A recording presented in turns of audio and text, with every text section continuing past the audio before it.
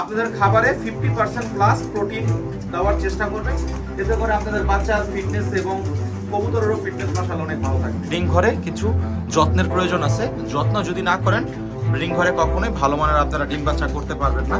মা বাবার body fitness যদি ভালো থাকে অবশ্যই বাচ্চার গ্রোথ এবং বাচ্চার ফিটনেসও ভালো থাকবে। এইবারের ব্রিডিং প্রসেসটা মাশাআল্লাহ অনেক সুন্দর হয়েছে, সবাই দোয়া করবেন আমার কবুতরগুলোর জন্য।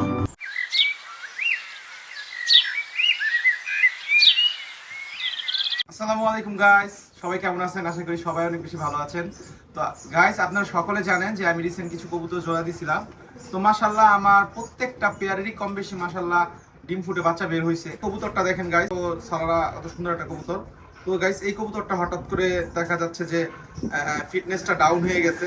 তো আজকে আমি আমার ডিম ঘরে কবুতরগুলো চেক করব কম বেশি, কারণ যখন ডিম ফুটে বাচ্চা বের হয় তখন মা বাবা বাচ্চাকে যখন খাবারটা খাওয়ায় দিনের পর দিন, তখন মা বাবার ফিটনেসের একটু ঘাটতি দেখা যায়।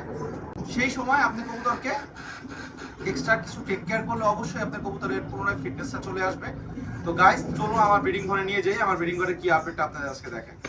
মাশাআল্লাহ গাইস দেখেন প্রত্যেকটা খাঁচায় জোড়া জোড়ায় বাচ্চা নিয়ে বসে আছে।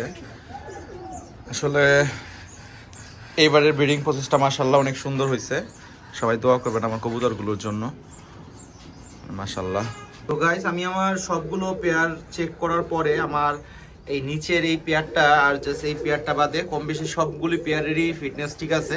কবুতরের বাচ্চা বড় হয়, মা বাবা প্রচুর পরিমাণে বাচ্চাদের খাওয়ায়, তো সেই সময় কবুতরের ফিটনেসটা ডাউন হওয়াটাই স্বাভাবিক।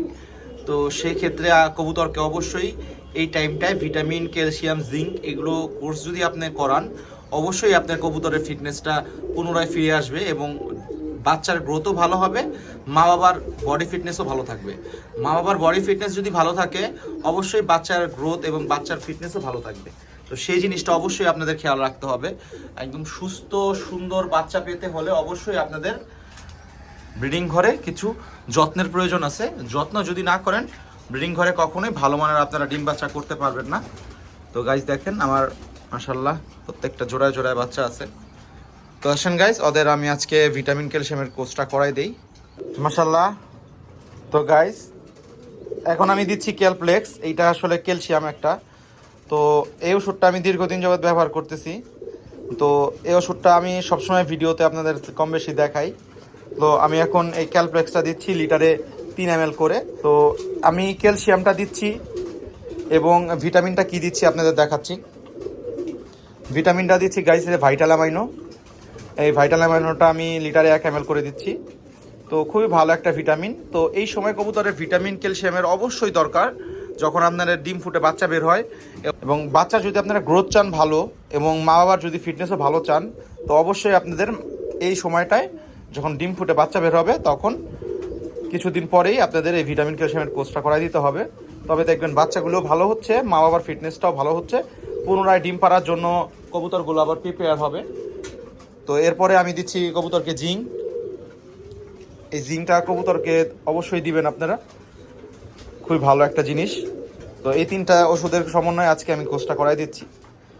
গাইস আমি আমার কবুতরগুলোকে সেকেন্ড টাইম খাবার দিচ্ছি। এই ব্রিডার কবুতরগুলোকে যখন বাচ্চা ফুটা হয় তখন আমি সকালবেলায় এই হাতের গাইস দেখেন এরকম 1 মুঠ, সকালে 1 মুঠ, 2 মুঠ, এই 2 মুঠ খাবার সকালে দেই এবং দুপুরবেলায় আমি আবার 2 মুঠ খাবার দিয়ে দিই। এই 4 মুঠ খাবার আমি কবুতরকে দিই। এতে করে কবুতরের মা বাবার ফিটনেসও মাশাআল্লাহ অনেক ভালো থাকে, বাচ্চার গ্রোথ এবং বাচ্চার ফিটনেসও মাশাআল্লাহ অনেক ভালো থাকে। আপনারা যখন ব্রিডিং করে খাবার দিবেন আপনাদের খাবারটা অবশ্যই প্রোটিনটা একটু বেশি থাকতে হবে। তো গাইস আমার খাবারটা দেখেন মাশাআল্লাহ আমার খাবারে প্রোটিনের সংখ্যাটা অনেক বেশি। তো আপনারা প্রোটিন যুক্ত খাবারটা বেশি দিবেন। আপনাদের খাবারে প্রায় 50% প্লাস, আপনাদের খাবারে 50% প্লাস প্রোটিন দেওয়ার চেষ্টা করবেন, এতে করে আপনাদের বাচ্চার ফিটনেস এবং কবুতরেরও ফিটনেস মাশাআল্লাহ অনেক ভালো থাকবে। আজকের ভিডিওটা এখানেই গাইস, ইনশাআল্লাহ সামনে আর অনেক সুন্দর সুন্দর ভিডিও পাবেন। কবুতরের কিভাবে যত্ন নিতে হয়, কবুতরের বিভিন্ন বিষয়ে আমি আপনাদের টিপস দিয়ে থাকি।